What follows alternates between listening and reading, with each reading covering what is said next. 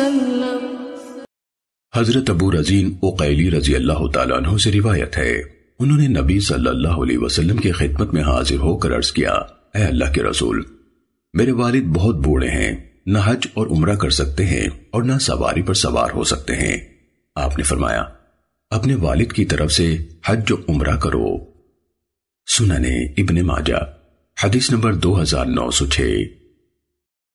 صلی اللہ علی محمد صلی اللہ